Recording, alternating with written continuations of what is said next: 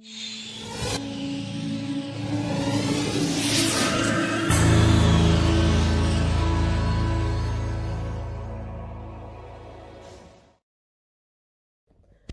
I was 11 or 12, I was struggling with severe depression and bipolarism, where I'd have bursts of happiness and then crippling depression, where I would hate myself more than anything in this world. I had no idea then it would be something so much deeper than just that. At that age, as a girl, I had the suspicion that I wasn't the same as other girls. I was significantly different, and I would act like a boy. As young as age 5, my mom says I desperately wanted to wear boys' clothes and play with boys' toys, and play with other boys. Because of that, at school, it seemed I was frowned upon. I mean, I was different.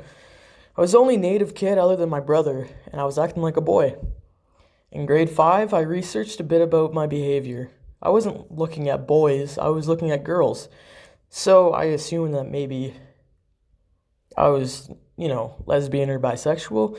When I was in grade 7, I realized it was definitely deeper than just a sexuality.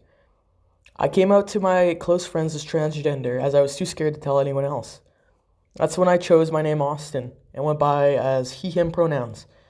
I told my principal, which in turn led to a meeting with my parents, whom I told soon after. I began passing as a male in mid-grade 8, and in grade 9 I asked teachers to use Austin and those pronouns. It was a definitely rocky situation, and it took a lot of time. I didn't realize at the time, but the severity of my gender dysphoria was worse than I had imagined. Gender identity disorder, or newly known as gender dysphoria, is an extreme severe feeling of discomfort with one's biological gender or biological characteristics. Basically, their brain is their desired gender, but their body doesn't line up with their brain. Somebody with gender dysphoria may severe mental health issues like depression, suicidal thoughts, and body dysmorphia. People who have gender dysphoria have high suicide rates due to transphobia and the feeling of discomfort. There's no treatment, more so things to help cope with it. Gender dysphoria never truly goes away, and things like surgery and hormones, legal document changes can help lessen it, but like I said, it never truly goes away. In order to get these surgeries and hormones, you need to prove that you have gender dysphoria to your doctor, endocrinologist. Gender dysphoria is one of the most isolating, diseasing feeling I've ever experienced and still experience.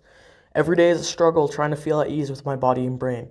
Sometimes I don't even want to leave my house because it feels suffocating going out in public and feeling like I'm being too much like a girl.